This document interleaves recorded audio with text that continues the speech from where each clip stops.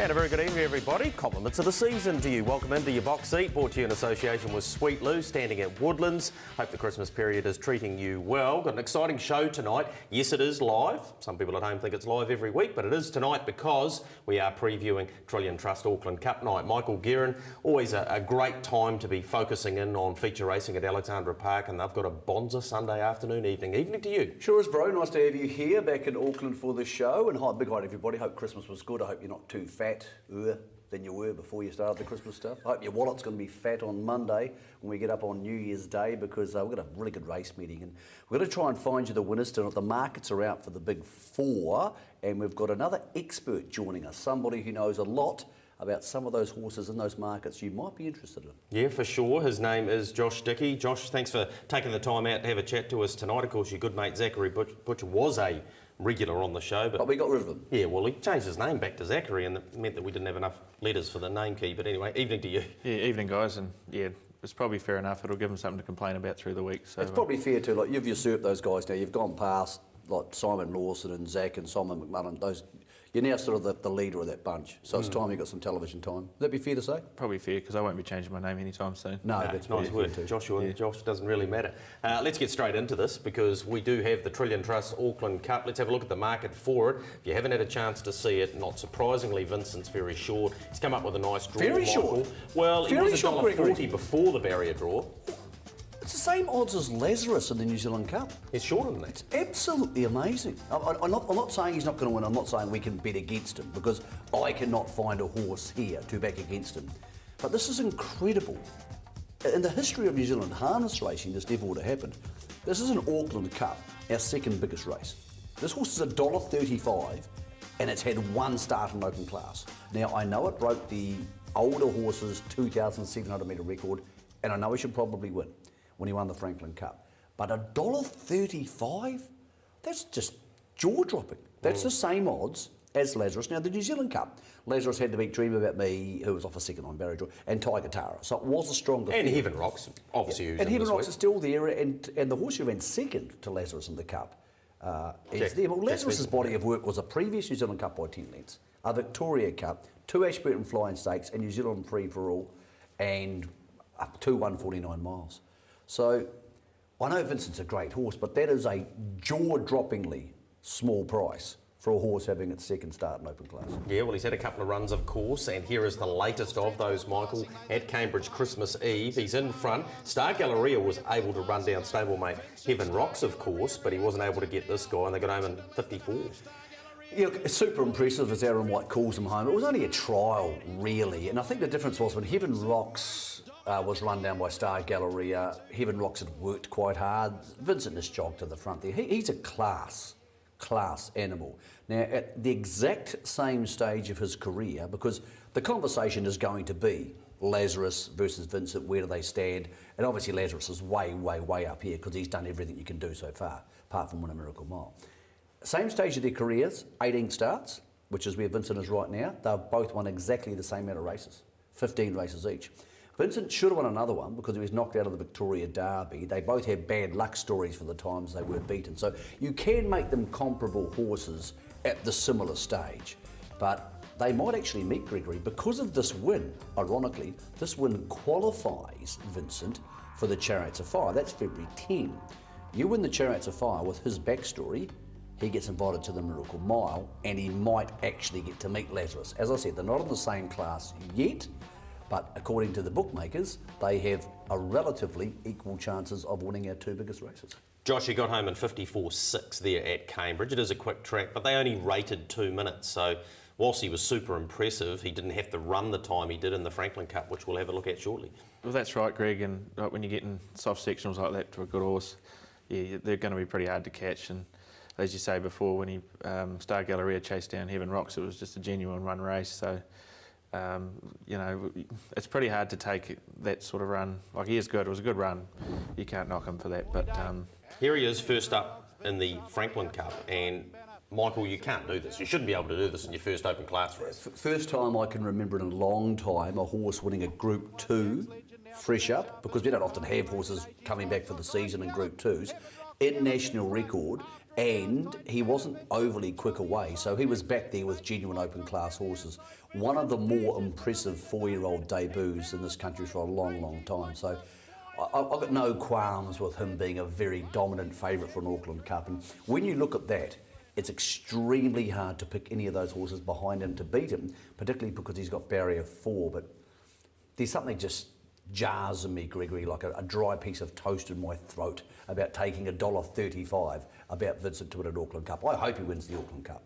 I think he's a superstar on the rise, and it's that next level we need going through, because they keep coming. A couple of years ago we had Have Faith in Me, then Lazarus came through, and you need that regeneration all the time. But as I said, I just can't believe. The other point is, and this is not the bookies' fault, by the way, I'm not saying they got him too short. It just seems to have arrived really quickly. But also, somebody on Sunday had 20,000 each way on him at $1.60, which means your place price would have been like $1.10. Well, I can see the first part of that equation making sense. The second part doesn't make any sense to me at all. No, I understand that. Natalie Rasmussen, of course, will retain the drive because Mark's appeal failed. Yep. If she does win the Auckland Cup, well, that's never been done by a female driver before. No, and that adds to almost everything else she's ever won too. Tim Williams drove him a treat without much thought needing to go into it at Cambridge, and Tim gets back on Heaven Rocks, of course. And here's the question mark, Joshy, when you have those horses in the barn and you know they can run, and you've had quite a few because you've had nice trotters, but they don't have very good manners, and you start to lose confidence, it's not often that confidence comes back in a big race, is it? It's not the race to sort things out in. No, it's not. In a big race like that, if you're doing things wrong, it's, you know, you're behind the 8 ball, and you can't afford to give any of those horses a start. And so, yeah, it's hard when you're inclined to make a mistake, and especially a horse like Vincent, he's like so well mannered, and you know, if you're doing something like that, and you waste your time. Have you noticed recently at Alexandra Park, because we had a dullish start to the season, and then the good horses started to come up and the best horses in the south, and all of a sudden they're going 240 and 238 and 236. It seems to be that when they're going that quick, if you're off the marker pegs, it's incredibly hard to make ground because you're going flat out just to keep up. It's pretty brutal, to be fair. Like, as you say, you're breaking 40 and you're sort of 3 and 4 wide turning in. They're almost hard to catch, and you know the good ones running off the speed and they can follow it. But as long as they're getting an inside run, it's a lot easier. But you know, especially if you're caught 3 wide on a clip like that, it's really hard. Let's focus in on the others in the field that have a chance at least for a place here. AG's White Sox, outstanding again, first up in Open Company in the Franklin Cup, went great. And was slow away, so he got back with the and he handicap can begin horses. quickly, Yeah. so that will give him a chance. I thought the draw wasn't really good for him because there's a lot of quick beginners inside him. There Tyron is. Banner and Maxim, and even Vincent's a pretty safe beginner. So Jack's Legend, what do we make of just him? when you look at this too, by the way, AG's White Sox is the outside of the front line, Yes. of course. Alexandra Park has 9 across the front. Almajoli Wally's 1 off the second line. Heaven Rocks. This is the place market, as you mentioned. Yes. What did you make of Jack's Legend? He needed that run. It was a late He just decision. looked like a horse Yep. who needed the run. He's been extremely good in Group 1 racing because in Group 1 racing they go very fast and he likes to follow the speed. He, for me, is the logical third pick in the race. Now, I know that sounds weird, but I'm just abandoning Heaven Rocks. I don't trust him anymore. I can't back him at less than $10. Our relationship is almost over. Trust is important in a relationship. Don't worry, I've been there before myself. I thought that clearly Vincent was top tip. Titan Banner was just as clearly second best. And then you can make a case for Jack's Legend because he ran second in the New Zealand Cup. And AG's White Sox is in there. Even Maxim's got a place chance. But just as clearly as Vincent's top tip, for me, Titan Banner is second tip. Well, in the his race. run in the Franklin Cup was very good. Off 20 metres, he goes back to the front line. He was superb there last mile on 1:54, very similar time to Vincent, and he's a good standing start horse. You put him on the marker pegs. The other thing is, I would presume, and I'll ask you about this in a second, Josh, he leads, he hands up to Vincent. I think that would happen. In that situation, Josh, and this is an interesting one for a guy who's been out there for Group 1s. If you're driving a Titan Banner, do you drive your own race, or do you think to yourself, if Vincent comes, it's 40k for running second, and that's probably our best bet? Is that the way you think about it sometimes in a race like that? Well, pretty much, because you can't really crucify yourself either when you've got a horse like him that would probably be too tough for you anyway. But you've still got to drive your own race and you still want to beat him too. But you know, if you can follow him, your best chance of beating him, that would be it. Well, you know these guys. You know, obviously Dex Mango's a guy who drive against a lot. These are people we would expect to be forward in the race early on. Maxim, yeah, obviously you know Zachary as well, and Jack's Legend. I wouldn't imagine any of those guys would try and hold out a Vincent. I wouldn't think. No, they wouldn't. And I think you'll find in this sort of race too, everyone will be thinking the same. They'll be trying to get the pegs first and waiting for him. And like, I don't think Vincent would have to panic too much because, as I say, you could sort of The wait. lead will be there for him regardless. Yeah, wait a half mile and you know it will be there or whatever. Well, the only horse you would think you wouldn't hand the lead to him is Heaven Rocks. But let's talk about Heaven Rocks. What do you make of this? Because it's just getting harder and harder to cop consistently him doing things that disappoint you. And even the gallop at the top of the straight last week, that wasn't the issue for me. He was just being a dick. Yeah, he was, and I assume Tim Williams will be driving him again. Yep, he is. And he said himself, I'm 4 for 0 now. Well, he's not got a great batting average on him, and he's lost confidence in him, and why wouldn't he? Well, that's right. And, you know, Tim's a very capable driver, a very good driver, and you know, I've even talked about it myself with him, and he just, you know, scratches his shoulders, head, and you know, just can't really work it out. But yeah. So if I know you're not allowed to bet because you drive, but we are. If you had $100, what do you do? I think you take your Quinella. You take the Titan Banner Vincent Quinella. I mark Titan Banner $1.50 a place. He's $1.70 now. There's already been a decent bid on him tonight at $1.95. He'll start close to $1.50. I just don't see the punters coming for any other horse. I can make a case for Jack's Legend. What about yourself? I know you probably don't bet much, Josh, but I do really like Jack's Legend. Like, look at his runs Cup week. He's only a 4-year-old too, and he just keeps turning up. He backed up the second day. Like, he had a good trip, but you know, the winner was Ultimate Machete. He didn't line up that week, and he wasn't that far away. And Barry Purdon, he's a great trainer, and he'll get them right for these sort of races. It's a funny thing, isn't it? Like Mark and Natalie have got to that ridiculous pinnacle now where they just win so many big races. And you mentioned something there.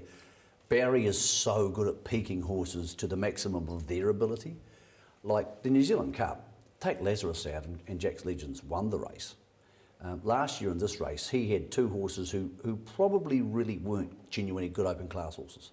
Hug the Wind. Hug the Wind and the mare, Arden's, whatever her name was. Choice. Second and third in the Auckland Cup. To Dream About Me. He's so good, Barry, at getting them right for the right races, so that's why Jack's Legend picks himself at third. And if Heaven Rocks comes and does everything right, enjoys his life and feels good about things, well, that's just great. He can, I'm not saying he can win, he can run in the money, but it's one thing to admire the horse's ability, it's another thing to want to put the money you've worked hard on to back him, and that's just a really hard case to make. That's the $250,000 Trillion Trust Auckland Cup, 45th running of the National Trot. Let's have a look at that for us now. And of course, Josh's drive. He co-trains with his father, John Speeding Spur, $2.10. The big mover has been Kai Valley Blur, now into $2.90. Michael, when we talked about how good value everybody knows was for a place, it was $6.20. Kai Valley Blue was $5.50 a place. We'll find out the reasons why he shortened up so much right about now. Let's get straight into it. And the Group 1 Turf Bar Trotters Flying Mile, which was on Christmas Eve, of course. These 2 horses went to war. Get Aaron White to bring them home and then talk to Joshua about the performance of Speeding Spur. 20 to go, an enthralling tussle. Kai Valley Blur, Speeding Spur really stretches the neck, but Kai Valley Blur's got his measure. Kai Valley Blur down to the line will get the win, and in 155.7 over Speeding Spur. The Almighty Johnson. So Josh, second in the National Trot, which we'll have a look at, not the National Trot, in the Lyell Creek we'll have a look at very shortly.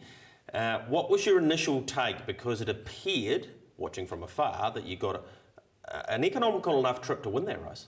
Yeah, I did. We were slightly disappointed after the race. You know, we thought he was pretty ready for it.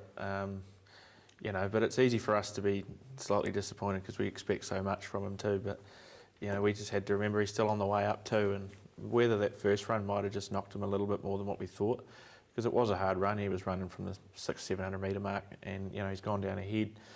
But yeah, looking back at it now, it's probably not as bad as what we thought. Did he blow up over the back after the race? He did, quite, you know. So is there a chance, and I'll ask you this in all honesty because I think a lot of trainers do this, is there a chance you've had a hard run fresh up so you've been kind to him in the week leading into that race? Yeah, we've just always had a set program for him, and we just didn't want to change anything. not the program that he's used to when he was up and fit last year. So what does that mean? What does it entail? Oh, it's just more harder work sort of thing. As you know, all horses are different, but he handles a lot of work and he needs it. But we don't want to overdo it with him, and especially with what he's had. Is that a battle? Well, if they've had a leg issue and you don't want to put too much strain on those legs, so you start to train them a little bit more American, which is where you race them and let the racing keep them fit.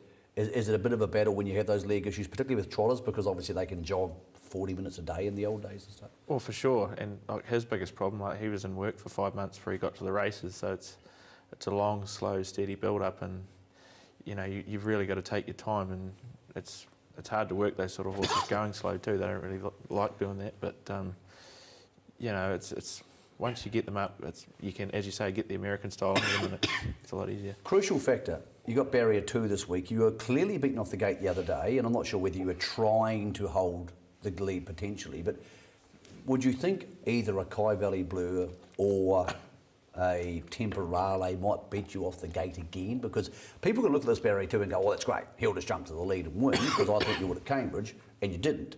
So are you worried you'll get crossed again? Oh, it's always a concern, and it's in a Group 1 like that, you'll find all of them will run the gate too.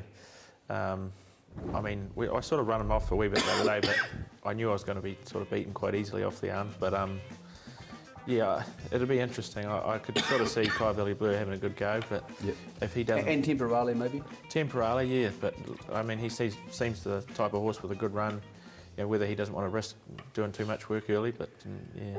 Okay, let's get to Temporale. This is the Lowell Creek. This is a couple of weeks ago. This is Speeding Spur, who was really, really good in second here. And here's Temporale, who holds him out from the 1-1. He is 2 of the favourites for the National Trot 2 weeks ago, over 2,200. Le Monde, and everybody knows the Almighty Johnson. Temporale, Speeding Spur down the outside. It's Le Monde. Temporale comes strongly. Le Monde and Temporale, Speeding Spur. Here he comes. Speeding Spur after Temporale and the Almighty Johnson. Temporale, Speeding Spur couldn't get him. Temporale, the Rowe Cup winner's in. What a return by Speeding Spur. He tried to lift hard to the urgings of the crowd. He goes down a half ahead. So he's a very good horse, Temporale, as we know. That's only win number 8, Michael. My apologies for coughing too. Have you got a fur ball stuck in your Yeah, throat? something like that. Yeah, not ideal. Well, the good news is, It's a live because show. we're teammates, and we are teammates as much as Gregory did steal my job years ago, I've got you some Strepsils. So here's some Strepsils for Gregory. Thank you, my can friend. have those, brother, because you've been working really hard over Christmas. What we didn't focus in on then was Kai Valley Blue's performance. Yeah, I missed that, and I saw it afterwards, and it's easy to play the game going backwards, but now the Cambridge dividend looks good. But I still thought Speeding Spur would beat him. So Josh, what are we thinking for Sunday? Are we more confident now with Speeding Spur versus those horses over at 2,700 metres, or was an old toughie like Kai Valley Blue going to be just as well suited over 2,700 metres? Well, he is Kai Valley Blue. He will suit that just as good. But I'd be concerned about a few of them as well. Like Temporale, he's a very good horse. You don't just turn up and win a Rowe Cup, and only good trotters do that. But Dad's happy with him, and if he's happy, that gives me a lot of confidence. And we got beat the other day. We got beat fair and square, but we're going to turn up on Sunday, and we think the horse. Now the barrier draw's out, Josh. Well, what are you thinking in your own mind? I mean, he does have very good gate speed if you want to use it, but you've got options, haven't you? You do, and it's one of these things you can't. It'd be nice to just say you would go forward and lead, and that'll be it. But as soon as the gate goes, 100 things can change, and there might be a horse you're not even talking about that could cross you early, and you've got to sort of evaluate it from there. But just to mention a horse we're not talking about, Bordeaux pulled out of the race yesterday. Philip Ago told us that banged a leg and basically just couldn't get it back to its best, and too good a horse to muck around with. So Bordeaux, unfortunately for Philip, has headed back, or will head back to Canterbury, and they'll reset him for the Rowe Cup. So gee, it's been a funny race, guys. If you listed this field in your mind 3 months ago, horses who you would have had in the market who are not there. Monbay, great things happen. Harriet of Mott, Marcoola, now Bordeaux. Le Monde was another one. Le Monde. It's an incredible array of horses. It's more who have who's fallen. not there, isn't Well, if you'd listed this market 3 months ago, Kai Valley Blue would have been 500 to 1. Because you had no chance it would even turn up. It's incredible how many So trotters. who would you be backing? Backing?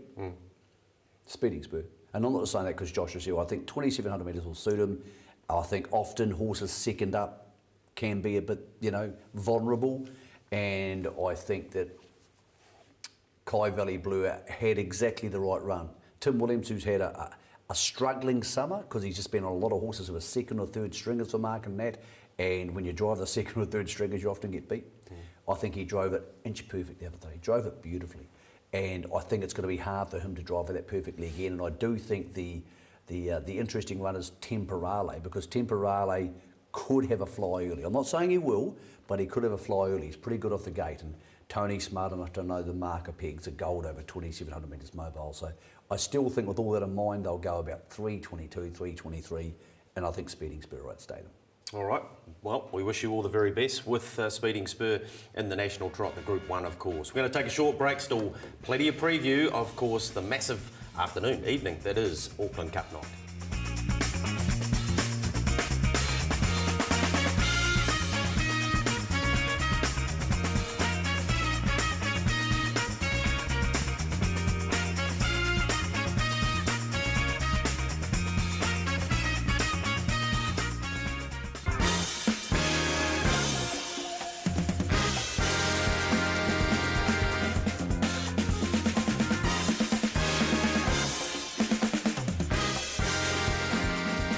Welcome back into your box seat, brought to you in association with Sweet Lou, of course, standing at Woodlands. Gee, it's good this is a live show, Michael, Talking about because... standing, I made a mistake before, my apologies. Old habits die hard. For years, it was 9 across the front, standing starts at Alexandra Park. Darren Williams just texted me, the handicapper and marketing man. He's been a bit of both at Harness Racing New Zealand.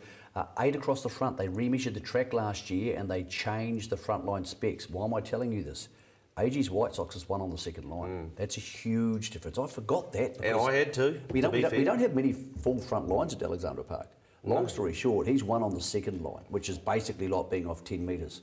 That's really, really tricky for him. Yeah, it is. So our apologies and thank you to Darren. That's great teamwork from the guys at HRNZ. AG's White Sox won on the second line of the Auckland Cup, and we know what happened, one on the second line to Dream About Me, ironically, when it was got cleaned up by a Hope Runner. Yeah, exactly. So, Ricky May was aboard, of course, and it's good to get that information through. Of course, they remeasured all of the tracks, didn't they? And it was effectively because of the width. They probably didn't remeasure Well, Reefton. it was the width of Do you the think they American remeasured Reefton? carts. Do you think they got out there of a tape measure at Reefton? I'll guarantee they did. You did, do they? Yeah, absolutely. Why? Oh, Well, that I got a tour of New Zealand. I reckon you made that up. I reckon Let's they went move outside on. and said you could fit 9 across there. 26th running of the PGG Rights and 3-year-old Open. This is 230,000 this year. King of Swing, of course, the Breeders' Crown.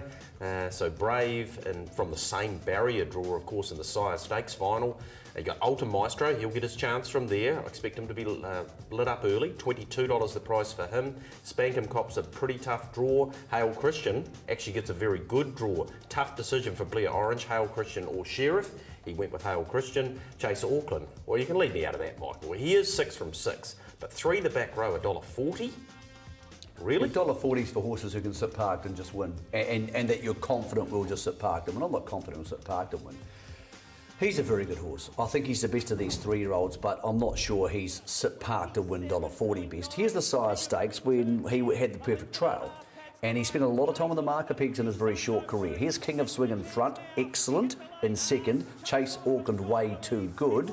But this time, the difference of where they're starting from is enormous.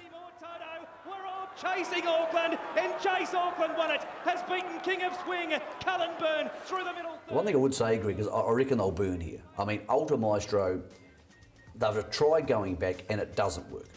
So clearly King of Swing will go off the gate, and forget last start when Butch basically said, okay, I'm going to find out how tough you are, Chase Auckland, that he found out.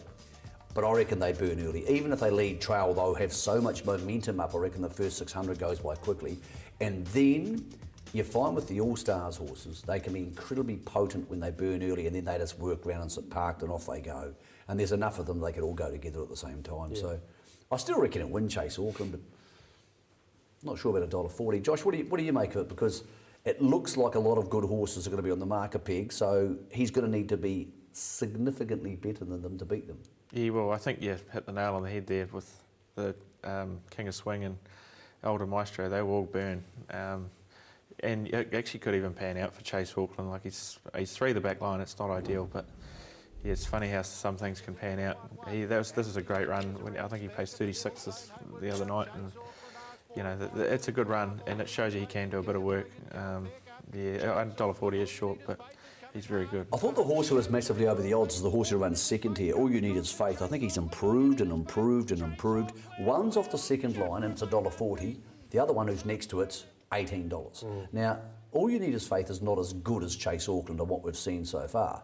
But $18 and $1.40 is a rather large discrepancy. He's rated 152 in the Sire Stakes final, 154 in that race. So breakneck speed coming round them, it'll be a bit different. You would suggest there's probably a length and a half between Chase Auckland and All You Need Is Faith. Like just raw. That's just a figure. Well, he sat on his back there. Yeah, exactly. So that's probably just a figure. But for those draws, it's easy to get a length and a half worse run. So I think the $18 is great money. I can really see that. They're going to break 240. These days, those horses break 240 in a jog. Just depends on who takes off at what area. But it's a great race. I'm glad we have it when we do have it, and not later in the season, because I think these 3-year-olds are really hard and fit and happy and not feeling their joints at the moment. They just feel good about life, and gee, there's been some wonderful performances in this race. There's some quite good horses just below the top sort of 4 or 5. We'll have a look at a couple of those now. Hale Christian's one of those. You know a bit about this guy, Josh. This was first up at the park. Yes, it's a different class to what he's against on Sunday afternoon, evening, but it was a good performance. This is a great run, just to turn up at the park first up and win as good as he did. And, his sectionals there were pretty good to cut home. He looked like he handled the track real good, and, he's trained by not a bad fella, and he can get them right on his day. Yeah, Paul Court knows all about winning an Auckland Cup too, of course, with Terra to Love when he trained with his father, and Blair Orange is driving a lot for him. I had a look at his stats the other day, actually. Since he's gone out on his own, Paul Court, he's driven over 50 winners for him, Blair Orange, so that in itself is a pretty staggering Just figure. a question for you, Josh. And you've been in this situation a couple of years ago when you and your dad trained Motan. When you have these good second-tier 3-year-olds and you know they're not going to win a derby, and I'm not saying Hale Christian won't win a derby, but he'll need to improve too. When you have those horses, and predominantly it's a lot of Mark and Natalie's horses appear to be almost unbeatable or close to superstars, what happens when a Gary Hall comes and knocks on the door and says he's $150,000? Do you want to sell because you want your percentage? Do you not want the owners to sell because you want to keep the horse, to keep the stable ticking over? What goes through your mind? Because I'm sure you've been in that situation, and lots of other people in harness racing find themselves on that quite often. Yeah, well, I think it's just try and do the best thing for your owner, and you've really got to evaluate what they can sort of earn for them, within the next year or two. And, sometimes these guys come over with a pretty big offer, and it's pretty hard to turn down. And, to be fair, those horses will eventually end up there, and because they've got such a, big range of races they can sort of get into over there. But is it hard though? Is it hard when one goes out the gate? Like it a is, good one? yeah. It is hard. Like we know for us, like Motown's probably, one of our better paces that we've had. We've had him since a yearling, and to lose them, it's you're losing your good horse, and you never want to see it. But unfortunately, it's got to be done. It's a business at the end of the day. Sheriff is another very talented horse. He's only been beaten once. It was in a Sire Stakes heat, the heat won by Pat's Delight, and he was good on that occasion. This is first up at the park as well, and look, I'm sure he'd improve on this. He'd only had one trial. He had a minor issue before getting back to the track, but again, he did it nicely. He did, and he probably only sort of got running, probably 100 out from home, and he picked up not a bad one there too. His form actually reads real good.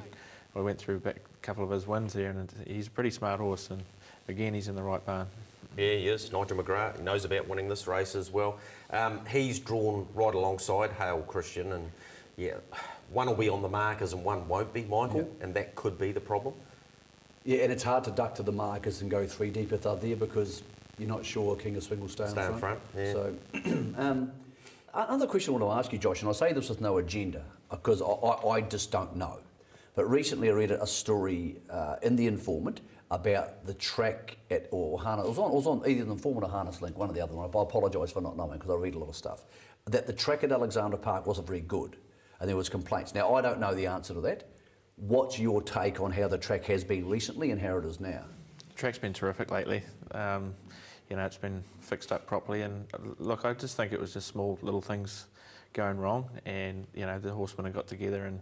So what What was it? Too hard? Was it too? Oh, it was just a bit shifty in places, and to be fair, it's dangerous. And when you're getting a horse clicking through there at a good speed, and their leg lands the wrong way, that's when trouble can happen. So was that top coming down to the inside and getting too deep on the inside? Is that what's happening? Or? Pretty much, it's far too deep, sort of on the corners at times, and then you be going along and it's fine, and it's just real patchy and. But it's not there. Nah, but sometimes you could feel the sulky just move too. You'd be sort of running off the running line. And So what process was undertaken by you horse people, and then I guess you spoke to the club to get this fixed? Yeah, there was a meeting about it, and I think a couple of complaints, and I think they got from Christchurch. John Denton come up and fixed it up, and since then it's been terrific. I think the first race back they had there, they paced 2:38 or something, and you just tell straight away. Yeah. Okay. Cool. I just didn't know. Sometimes with these things, I think some people underplay it, and some people are too dramatic about it, and sometimes it's hard to work out which one of those two things is true. But that sounds cool to me. All right, we move on from that. So Chase Auckland, clear first selection. I think All You Need Is Faith is a wonderful place bet in that race. Okay. I've now become a place better. That's what I'm Right, doing. that's you. After my recent run of outs, I'm now a place better. Size Stakes 3-year-old fillies. Let's move on to those. Ultra Shangri-La. Well, the importance and the reason I'm mentioning her, she's got barrier 1, and Better Joy, who's had the measure of the fillies thus far, she follows her out. That's got to be a concern, Michael. Well, as it turns out, Ultra Shangri-La is very quick off the gate, and this is not a quick front line. In fact, it's quite a slow front line. I can see it being not a bad thing. I reckon they'll burn off the gate because all Ray Green's horses, they like to burn off the gate, and there's every chance Better Joy can follow her through and get off her back. Initially you go, $151 chance this is a disaster. It is actually not a disaster. Josh, you know the horse. I think it'll get off the gate good, and there could be a gap there. It could be. As you say, they'll burn. Things can open up. You look all on that front line, there's pretty much most of the outsiders are there, and they'll sort of be ducking for cover, and if they run around the first corner it can open things up, but it can be tricky too. It's, you're probably not ideal following a $151 shot. You've got a pretty good filly in there. How good is she? She's pretty smart. We've always liked her. She's done nothing but impress us every start, and she's just a really good follower of speed, and we've always thought she's capable of winning a nice one as she gets the right run, because she can follow and pick up and show the speed again. Let's have a look at her. This is when she really stood out to me, and it was in behind Better Joy in the Peter Brecken Memorial Caduceus Club Ladyship Stakes.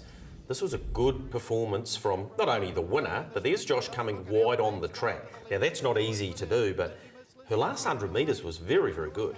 Yeah, she kept going, and the winner and the second horse, I followed them, and they both just pushed me off the track, and if you're a bit handier it could have been a different story, but at least here she showed us that she's going to measure up, and she might have a good race in her. I thought you had a bit of a problem here because, as you mentioned, there's a lot of outsiders inside you in the barrier draw, so you like to follow speed, but if you go back at the start then you've got a lot of horses you don't want to be following in front of you. So do you go back from barrier 7, or do you change your racing pattern and think, let's get in front of these horses who aren't in the market, and then we're a long way in front of other horses? I think so. If you can come off with them without doing too much, you've sort of got to come out a little bit from there and work it out, but it's going to be tricky because you don't want to be caught doing too much work, because it'll find you out. And again, I think you'll find these horses will run a really good time, and if you're caught doing work early, it'll be the difference in the end. Greg, I want to ask you about one of your favourite horses. You tipped it to win the Jewels, Dizzy Miss Lizzie, and we saw in that video she was dreadful, absolutely dreadful, but there are excuses. This is the better version of her, who was excellent, winning Fresh Up. This is her coming widest on the track in the Nigel McGrath colours with the big white star, beating some of the best fillies in the country. No Better Joy here, but Greg, this was outstanding, and then I want to hear what Nigel McGrath has told you about what's happened subsequent to the defeat at Alexander Park. Dizzy Miss Lizzie won at a nose or a half a head over Bare Knuckle and Shabang. Then came El Mac. And of course Bare Knuckle comes out of that race into this too. I did speak to Nigel. He's very, very pleased with where she's at now. She obviously didn't cope with the Auckland issues on the motorway. 3.5 hours in the float, got to the track in a muck lather. Driven a little bit differently too, because Nigel was confident that she'd be able to be used in the race. He felt she was in the right sort of form. Given that first up they felt she wouldn't be ready, she came out and did exactly what we've just seen.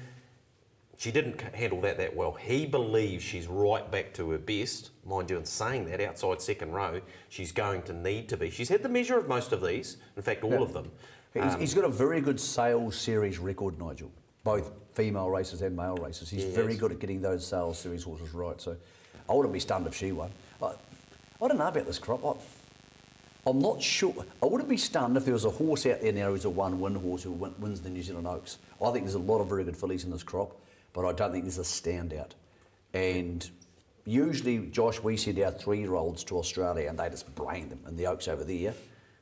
I don't know about that. You've got a horse in this crop. Is it one of those things where it's really even, or am I underplaying it a little bit? I'm not trying to be negative about them.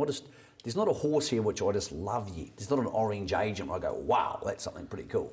It's very open this year. Like you could probably reel off 6 or 8 horses that, that are all capable of winning one of these big ones. And I suppose it'd be nice if there was one that sort of stood out. But I mean, I think it's good at the moment. It's getting shared around a little bit, and it's good racing. It's competitive. And the barrier draw makes this one even more interesting because, the majority of the favourites, Better Joy, Almac, who we haven't even mentioned. Now, you've spoken to Mark Purdon. I spoke to Mark Purdon. Well, she went to Australia for a couple of days for Christmas. There you go, staggering. And he came back last night and he drove a bunch of the horses this morning and work at Grant Rogerson's property, just south of Hamilton. He said that Almac he was happy with. So Almac, he said, look, we've been disappointed, yes, but we were happy with the way she worked this morning. I've touched on Vincent too, very happy with Vincent, extremely happy with Titan Banner. Wasn't thrilled with Heaven Rocks this morning. Not in a bad way, not in a disastrous way. He just said, he wasn't the horse who just came out and went, wow. And what usually he is in track work. So he said, I expect all of our team to race well. They're very confident with where they are. He said the Northern staff have done a great job, but he did actually specifically mention Almac as one who he thinks has improved since the last time we saw it. 28th running of the Alabar Sire Stakes at Group 1 level. In the last 10 years, how many times have the All-Stars won it? You're going to look down on my piece of paper there, Bob? I'm not looking at a piece of paper, I'm looking at my strepsils. What race is it? The Young Guns final? No, the Sire Stakes Fillies final. Oh, the Sire Stakes Fillies final? Last 10 years? 4? 7. 7? It's been a real record, but hey, it's probably not surprising, but 7 out of the last 10 have been theirs. Let's have a look at the Young Guns heat, the second of them, of course. Here's the field for it. Always very difficult to get a line. We have seen some of these. One we saw at the trials was Jessie Duke from the Purdon Rasmussen team.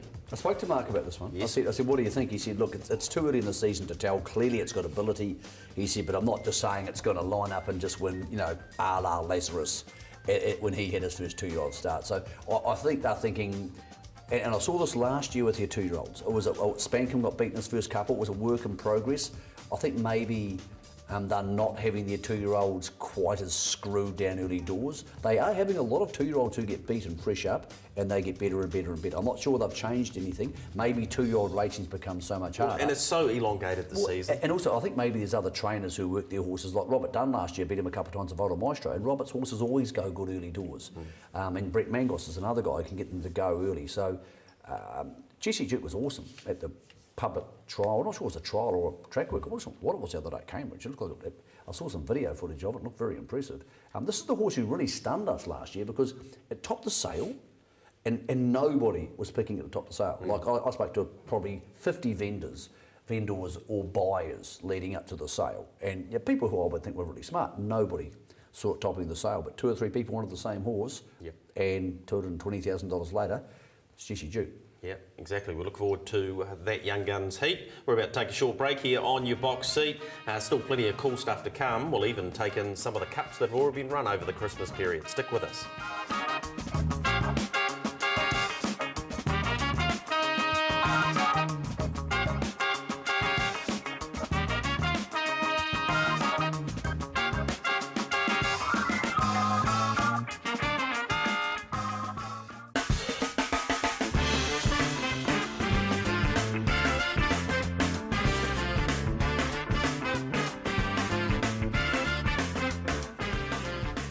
Welcome back into your box seat. Let's go back and review some of the cups that have been run. Of course, the traditional Ashburton Cup is on Boxing Day, but shifted to Christmas Eve. And, well, the return of the Derby winner. First time he's won a race, Michael Rakapukarula, since he won the Northern Derby, and he only just won Well, he this. tried pretty hard not to win it, didn't he? This is him coming down the outside and Dex drove him a treat, gets the lead here, and you're thinking, okay, he's just going to run away and win by a nice length. 3:59. It's probably about as quick as they go, you know, for a horse this young and this underdeveloped. But he's a long way in front here. I think he sort of shuts up shop. And Blair comes right back at him. Probably the season almost summed up in a microcosm there. Blair Orange versus Dexter Dunn. But on this occasion, Dexter got home first.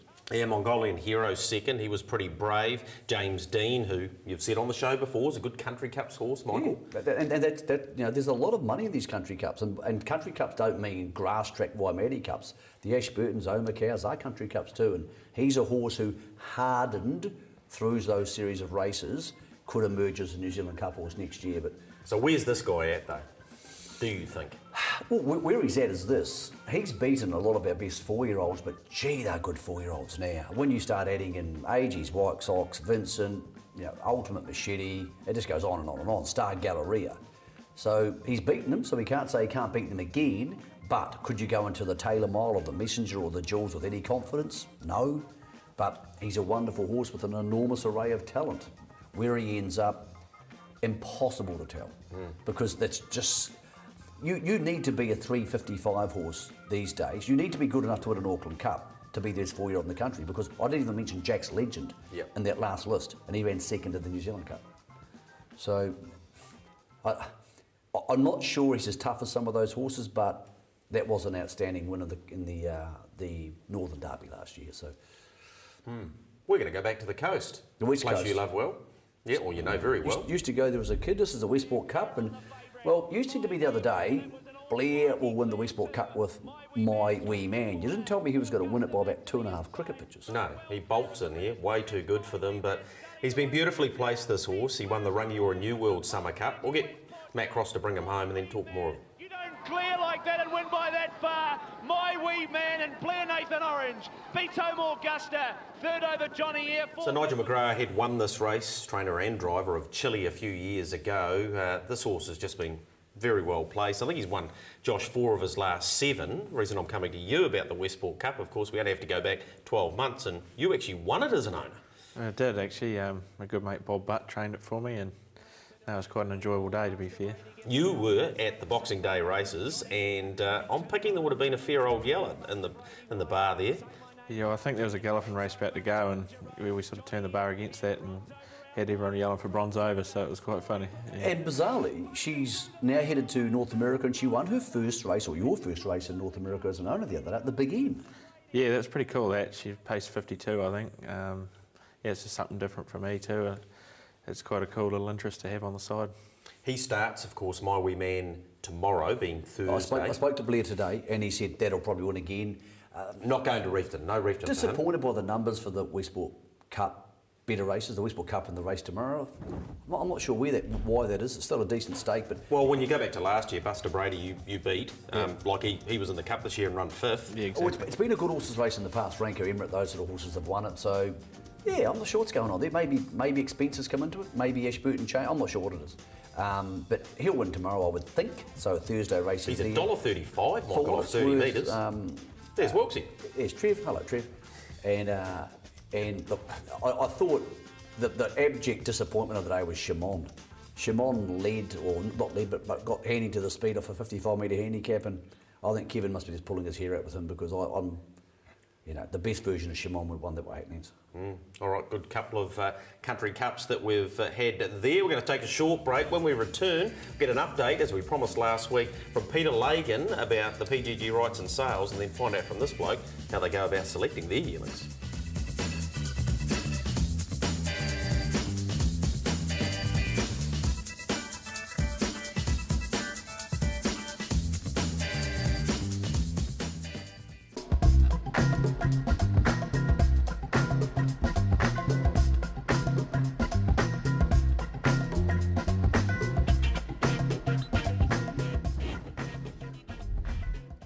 Peter, this time of year, most people are looking for a present. Well, the catalogue's arrived, so for those who are looking to purchase, that's about as good as it gets. That's dead right, Greg. It's a Christmas present every year for the people, of course, but we don't have a very good rapport with the women folk in the group because they don't want the buyers all looking at the catalogue at once. So, anyway, can't do much about it. Well, hopefully they've got the Christmas presents by then. But anyway, let's get into the sale. We'll get to the South Island shortly because there's been a significant change there, but a week earlier this year and we kick things off at Karaka. That's dead right, Greg. It's just the way it's fallen out with the dates around race meetings and sales in the other countries and that. And it's just the way it's worked out. Yep. 44 Betters Delights up there at Auckland, 26 of them Colts, Art Major well represented as we always find, some Beach, Mark III. Looking forward to seeing, of course, the Sweet Loos. I think you got 15 or 16 of them. We have Greg in first season size. It's always good to see the first season size. They sold well at the Weanley sale, so hopefully they'll carry on. They sold well in North America this year, so hopefully they do. But it's great as an auctioneer to have all those leading size there, big numbers by them. Makes it a bit easier to sell.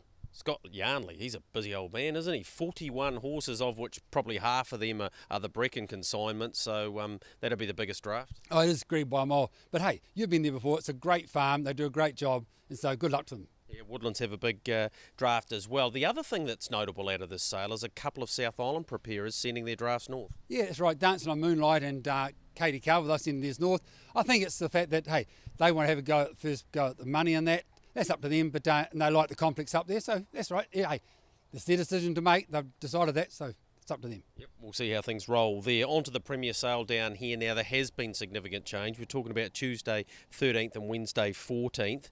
The trotters will be sold on the first day. Yeah, Greg, the way it's going to be now is on that Tuesday. In the past, we've always come down and had the parade start at 9 o'clock. Well, this year we're going to start the parade at 11 o'clock with the trotters, the 48 trotters, sorry. And then after the trotters are paraded, we parade all the rest of the fillies and colts for the next day. And then at the end of that day at 4 o'clock, we offer those 48 trotters. And then the next day we offer all those other ones on the second day. And mainly because two things, we've built more boxes this year, an extra 46 boxes this year. And I think it's over the years people have said to us, when you've got one big draft, big day, and one the next day, they don't get to see both lots at once, compare one to the other. So this way here, by having the trotter sell the day before and having the rest sell the next day, they see the whole lot before they can buy them. Yeah, okay, so the Premier sale, and then there's a bit of a supplementary sale at the end of that. At the end, they don't get paraded in that, but they just sell at the end of the day of the main sale. Okay, so there's something for everyone there. If they want to check things out, they need to head along to one of the tours, and we kick things off at Auckland about mid-January. We do, yeah, Greg. Monday 15th of January in Auckland, and Tuesday the 16th around the Waikato area is the tour up there. Then come down to the Southland, Wednesday the 31st, all around the Southland, and then back here on Monday the 5th of February around the Canterbury area. Okay, the other thing I wanted to talk about in the South Island, a huge number of Betters Delights, over 60 in the sale. He's watching's there, looking forward to a dozen or so of his going. They are, Greg, and I tell you what, I've seen a couple of nice ones by his watching. He's a new sire and he's a great racehorse, so he's got every opportunity, and we'll wait and see how good they are. But they are good types, I've seen the first year. Betters Delight, as I said before, hey, he's our leading sire by a mile, and it's great to have him that many in there by him. Any information people need to know, they go to standardbred.co.nz. If they haven't got their catalogue yet, I'm sure Rachel Deegan and your hard-working team here will get it out as quickly as they can. Oh, Greg, hey, all you do is contact us, give us a ring or go on the website, and the catalogue post it straight away. Look forward to the next sort of 5 or 6 weeks. I know it's busy for you guys, but I'm sure it'll be another great sale. Oh, Greg, it is a busy time, but hey, we go around now and look at all the yearlings again, inspect everyone again over the next month or so. But hey, you love doing it, and it's great going around looking at them and getting people interested in the sale. Great to get that insight from Peter Lagan there about the sales. How do you guys go about it? Because your dad's had an incredible strike rate, obviously with the trotters in the main, but do you get the owners together first, or sometimes is it spur of the moment, gee, I quite like this horse? It can be like that. We sort of just wait for our clients to approach us, what they want to spend and, what they might be interested in. But, it has happened with Dad in the past. He likes one on the paper and, he's ended up getting it. But like Paramount King, he was quite an expensive purchase, and some money was laid out and was syndicated sort of after the sale. So it depends, but if you really like them, and especially when you see them, ticks the boxes, you might try and get them. Now you're in partnership with your dad. Has your attitude towards the sales changed? For sure, because you need young horses, and you need to be racing in the young big races, and you can't afford not to be, and you need to be filling up the team again. You know, as you were talking about before, like say your Motown's been sold and things like that. So on that, has he been sold? No. Okay, But, just you know, this one. but just, you know, when these horses are getting sold, you need to replace them. And Flagship. You need a Yeah, flagship. exactly. Tell right, me, yeah. what's the most important thing to you? I ask this of everybody who ever goes to the sales who I think's got some ability. Type or page, which one's more important? I think you've got to have a bit of page first. Is that particularly for the trotters? Yeah, I believe so. Everyone's different though, to be fair, but I mean, I think you need something on the paper to sort of verify it. But sometimes you see a horse and you just got to close the book, and you know it might just take your eye, and you might take a gamble on it. But I think for starters, you like the page and work it out from there. Interesting, isn't it? Always Well, is. the change to the sales is really interesting. Selling all the trotters together I think is a good thing because it creates a mini sale and people will create a novelty factor in that. But you also have to go because they parade all the other horses there, so you have to be there. I tell you what's really interesting is now there's a whole bunch of people in this country who have Bettor's Delights or Bettor's Delight mares and that sort of stuff, and they've also got to start thinking about what happens next. Like 2 or 3 years down the track, these guys who are breeding these horses start thinking, okay, what do people want to buy in 2 or 3 years? Will Bettor still be around? Obviously his crops will, and obviously Art Major, but you can't just have 2 dominant stallions. You know, some of these people are going to need different, they'll be thinking, well, I can't breed to this horse anymore because I've got a 7 Bettor's Delights, or those outcrosses are going to become really interesting for people. I think everybody's waiting for a new horse to turn up, and maybe at some beach somewhere, I don't know the answer to that, but since Mark III passed away and Courage Under Fire's gone, I think people are waiting to see what the next trend is, because at the moment the 2 totem poles of Art Major and Bettor's Delight are so ginormous. What happens next is going to be interesting. Nice analogy, totem poles. Thank you. Yeah, It's when the show gets live. What's ahead this week, harness racing wise, because it's so busy throughout the country. Westport tomorrow, excuse me, $30,000 pick 6 there. 1:22 the start time for the 10 races. Motocarrara, the $12,000 Paul Renwick Joinery Motocarrara Christmas Cup goes at 4:49, 12:12 the start for the 12 race program out of the Banks Peninsula. Cambridge race on Friday night, $25,000 pick 6 there, 9 of those, 5:32 is your start time. Reefton to complete the Coast Harness Circuit, $4,900 for the Reefton Cup. There you go, 12:05 will be the start time of the 11 race program there. Winton, they have some good races, including the Southern Belle Speed Series Heat and the Nugget Final. 12:05 the start time for that 10 race program. And then this rather ginormous one, Michael. Yeah, it's huge, and it's an earlier start than they were intending. It was originally going to be around 2:30, but they've got a bunch of whole races. The back end of the program's fantastic. Bit of a slow start for the day. Look, one of those things, don't think you need to put a collar on time. It's not Ellerslie. If you want to go there in your shorts and your jandals and a t-shirt, just go and enjoy yourself. There's fireworks afterwards, there's things for the kids. It's a good old day at the office. Omakau, which is one of those funny meetings, which is sort of like iconic for some reason. It's just awesome to watch. Well, they go Omakau, Roxburgh, Yep, Cromwell. it's just got a cool feel to it, Omakau, and then obviously Manawa 2 race next Wednesday, but that feels like about 1,000. Doesn't it? At the moment. Yeah, so look, there's a lot of racing going on. It's simple. It's as simple as this. If you're a $2 punter, punt every race. If you're that way inclined, do it. If you like to punt seriously and you're playing in that 10, 20 or 50 to 100 range, don't bet every race. It's just nonsense. And now that's the simplest betting advice I can give you. And this comes up at the perfect time, Michael, which is the favourite part of the show for you. Yes. Finally. One of my You helped best him bets out got up. here. Actually, you helped me out, Josh. That's why you're on the show. Sartorius won last week. It was his decision. Yeah, it was. Well, I'll tell you what we're going to do, though, because the problem was we've been competing against each other for the best bet, and you end up trying to pick a winner, and it's not the horse you'd rather back, because I didn't back Sartorius at $1.60. So what we're going to do now is just actually say what your best bet Another is. rule change from the brand. Well, no, because you're winning 6-4, but we're still trying to win money. My best bet this week's a place bet. I think Titan Banner in the Auckland Cup is a beautiful place bet. It could actually win the race if something goes wrong with Vincent. I can't see how it misses top 3 unless it underperforms. Okay, I'm with Bailey's Night each way at Westport, so I think I'm giving you another chance here on the grass track. Actually went a very good race on the first day. I think it can just about win that with Dexter Dunneborn. You got one for us, Josh? Yeah, Star of Alicia Friday night. I think she's in the last race. It's just when I missed the other day at Cambridge, but yeah, she should bounce back. Big time ahead for you and your dad over the next 4 or 5 days, getting in the main, Speeding Spur there 100%. How confident are you that the National Trot is there for you? I'm very confident, to be fair. As I said before, when Dad's happy with the horse, then I'm happy. And yeah, we had a good sort of look at him this morning, and you know, hey, we got beat the other day, but there's another race coming up, and you know, he's got a bigger season ahead. All going well, you know, we've got the bigger picture as well. Yeah, all right. Really appreciate you coming in. Catch up with you Sunday, and wish you the best in the build up towards that. Yeah, appreciate it. Always good to catch up, buddy, and have It's a good going chat. to be a huge meeting on Sunday, Craig. You and I will be all on track, so they'll be talking a lot more whale watch sort of type things. Look out for those over the next couple of days as Craig will give you individual meeting previews for all the harness racing going on right around the country. All right, that's been your box seat, brought to you in association, of course, with Sweet Lou standing at Woodlands. I hope you've enjoyed, in the main, the preview for Trillion Trust Auckland Cup afternoon, evening at Alexandra Park. We'll catch you again in 7 days' time when we'll wrap it all up.